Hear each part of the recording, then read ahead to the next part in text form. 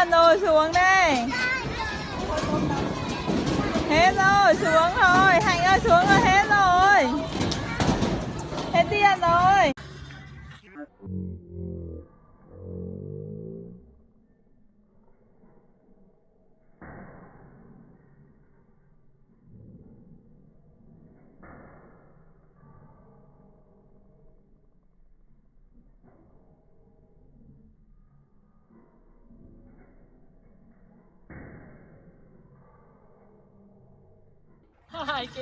दोस्तों, आओ जू में गाय में आपका स्वागत है। ये धारणा कि अपनी खुशी पर ध्यान देने से आप वास्तव में कम खुश हो सकते हैं, मनोवैज्ञानिक शोध में एक आकर्षक और अच्छी तरह से समर्थित विचार है। इस विरोधाभासी प्रभाव को अक्सर खुशी का विरोधाभास या खुशी का जाल कहा जाता है।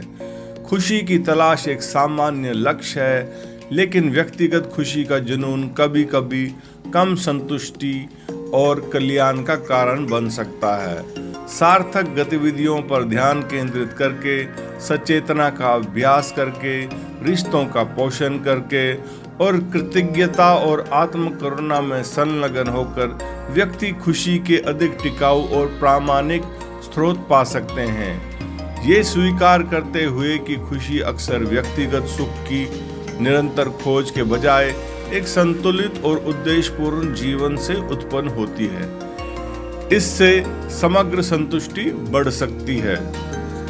आइए जानें कि व्यक्तिगत खुशी पर बहुत अधिक ध्यान केंद्रित करना क्यों हानिकारक हो सकता है और समग्र कल्याण के लिए अधिक प्रभावी हो सकता है। इसमें खुशी का विरोधाभास और खुशी की तलाश। जब व्यक्ति खुशी प्राप्त करने के लिए जुनूनी होते हैं तो वे अक्सर उच्च उम्मीदें और मानक स्थापित करते हैं। यदि ये अपेक्षाएं पूरी नहीं हुई तो इससे निराशा हो सकती है, जिससे निराशा का एक चक्र बन सकता है। खुश रहने का लगातार दबाव तनाव और चिंता का कारण बन सकता है। जो विडंबना ये है कि व्यक्ति जिस खुशी को हासिल करने की कोशिश कर रहा है उसमें कमी आ जाती है। अब इसमें दूसरा बिंदु है सुखमय अनुकूलन। हेडोनिक अनुकूलन उस घटना को संदर्भित करता है जहां लोग सकारात्मक या नकारात्मक घटनाओं का अनुभव करने के बाद जल्दी से खुशी के आधारभूत स्तर पर लौट आते हैं। खुशी के प्रति जुनून लोगों को दीर्घकालिक संतुष्टि के बजाय क्षणभंगुर सुखों का पीछा करने पर मजबूर कर सकता है। तत्काल संतुष्टि की तलाश पर बहुत अधिक ध्यान केंद्रित करने से निरंतर संतुष्टि के बजाय अल्पकालिक खुशियों की एक श्रृंखला हो सकती है। अब एक और बिंदु पर चलते हैं जिसमें मनोवैज्ञानिक अंतर्दृष्टि, आत्म फोकस और कल्याण। अत्यधिक आत्म केंद्रितता आत्ममुग्ध प्रवृत्ति को जन्म दे सकती है, जहां किसी की अपनी खुशी पर ध्यान जीवन के अन्य महत्वपूर्ण पहलुओं जैसे रिश्तों और व्यक्तिगत विकास पर हावी हो जाता है। खुशी के प्रति जुनूनी होने से दूसरों के साथ लगातार तुलना हो सकती है, जिससे अपर्याप्तता और कम आत्मसम्मान की भावनाएं उत्पन्न हो सकती हैं। अब अगला बिंदु है प्रामाणिक खुशी। शोध से पता चलता है कि सच्ची और स्थायी खुशी अक्सर आनंद या आत्म केंद्रित लक्ष्यों की प्रत्यक्ष खोज के बजाय जीवन में उद्देश्य और अर्थ का भावना रखने से आती है। सार्थक गतिविधियों में शामिल होना, मजबूत रिश्ते बनाना और दूसरों की भलाई में योगदान देना निरंतर खुशी के अधिक विश्वसनीय स्रोत हैं। अब अगले बिंदु पर चलते हैं जहां कल्याण, सचेतना और स्वीकृति के लिए प्रभावी रणनीतियां हैं। माइंडफुलनेस व्यक्तियों को वर्तमान क्षण पर ध्यान केंद्रित करने और बिना निर्णय के अपने अनुभवों को स्वीकार करने के लिए प्रोत्साहित करती है। ये दृष्टिकोण लगातार खुशी की तलाश करने के दबाव को कम करने में मदद करता है। आत्मकरुणा का अभ्यास करने में स्वयं के साथ दयालुता और समझ के साथ व्यवहार करना शामिल है। जिससे समग्र कल्याण और लचीलापन बढ़ सकता है। अब अगला बिंदु है कृतज्ञता और संतुष्टि। किसी के पास जो कुछ भी है उसे नियमित रूप से स्वीकार करना और उसका सराहना करना अधिक की निरंतर खोज से ध्यान हटा सकता है और संतुष्टि की भावना को बढ़ा दे सकता है। सकारात्मक अनुभवों और उपलब्धियों का आनंद लेने के लिए समय निकालने से निरंतर प्रयास की आवश्यकता के बिना खुशी और संतुष्टि की भावनाएं बढ़ सकती हैं। अब अगले बिंदु पर चलते हैं, जिसमें लक्ष्य निर्धारण और उपलब्धि। ऐसे लक्ष्य निर्धारित करना जो आंतरिक रूप से फायदेमंद हो, जैसे कि व्यक्तिगत विकास, सीखना या दूसरों के लिए योगदान करना, केवल बाहरी पुरस्कारों पर ध्यान केंद्रित करने की तुलना में अधिक स्थायी संतुष्टि की ओर ले जाता है। लक्ष्यों को प्राप्त करना और यात्रा का आनंद लेने के बीच खुशी एक जटिल और बहुआयामी भावनात्मक स्थिति है, जिसमें खुशी, संतुष्टि और संतुष्टि की भावना होती है। ये कई दार्शनिक, मनोवैज्ञानिक और सांस्कृतिक चर्चाओं का केंद्र बिंदु है। खुशी को समझने में इसके विभिन्न आयामों, स्रोतों और समग्र कल्याण पर प्रभावों की खोज शामिल है। तो अब चलते हैं खुशी की परिभाषा और प्रकारों के ऊपर। सुखमय खुशी आनंद की खोज और दर्द से बचने पर केंद्रित है। इसमें खुशी, उत्साह और संतुष्टि जैसे सकारात्मक भावनाओं का अनुभव करना है।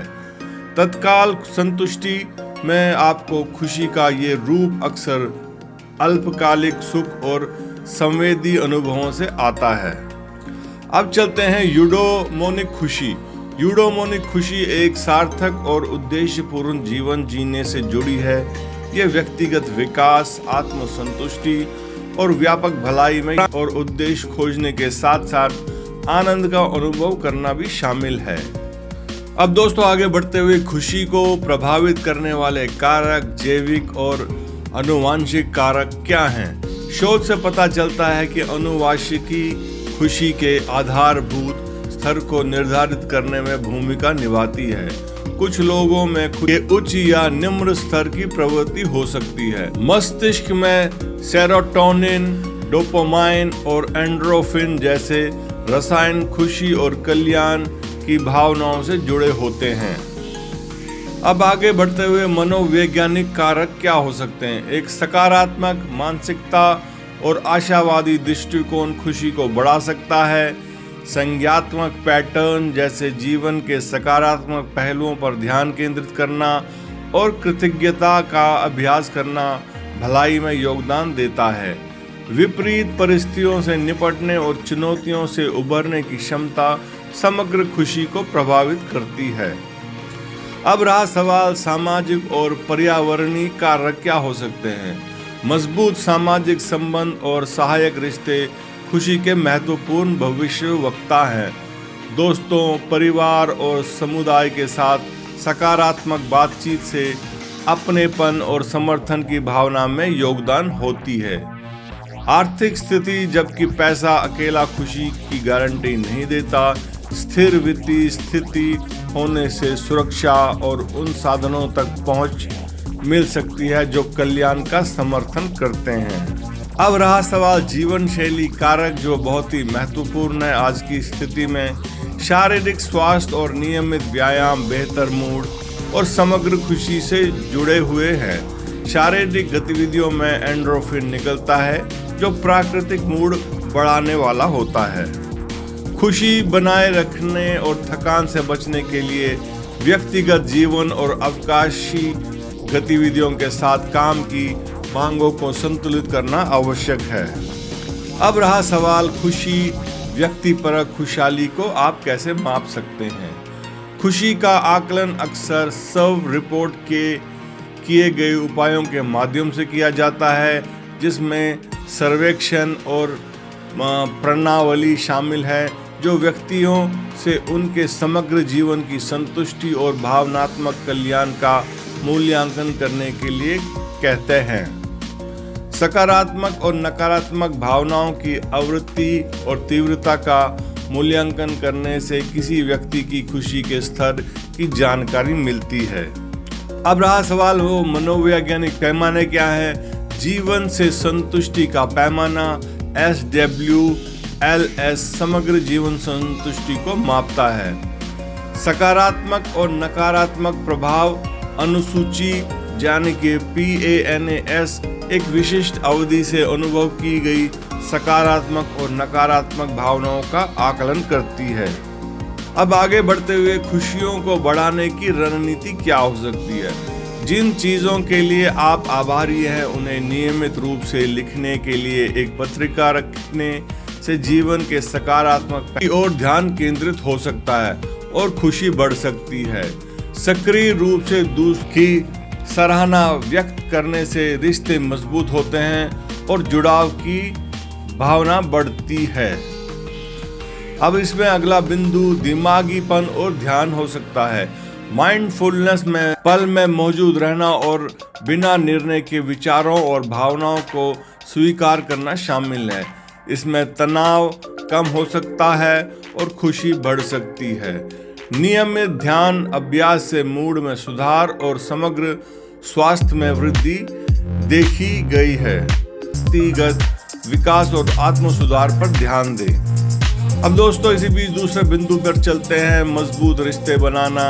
परिवार, दोस्तों और समुदाय के साथ मजबूत रिश्ते बनाने और बनाए रखने में समय लगाएं। सकारात्मक सामाजिक संपर्क भावनात्मक खुशहाली को बढ़ाते हैं। दयालुता के कार्य करने और दूसरों की मदद करने से खुशी और संतुष्टि की भावना बढ़ सकती है। दोस्तों आखिर में हम यही कहेंगे, खुशी एक बहुआयामी अनुभव है जो जैविक, मनोवैज्ञानिक, सामाजिक और जीवन शैली कारकों के संयोजन से प्रभावित होता है। इसमें सार्थक और उद्देश्यपूर्ण जीवन से प्राप्त तात्कालिक सुख और दीर्घकालिक पूर्ति दोनों शामिल हैं। खुशी में योगदान देने वाले विभिन्न कारकों को समझकर और उन पर ध्यान देकर व्यक्ति अपने समग्र कल्याण को बढ़ा सकते हैं और अधिक संतोषजनक जीवन जी सकते हैं। धन्यवाद।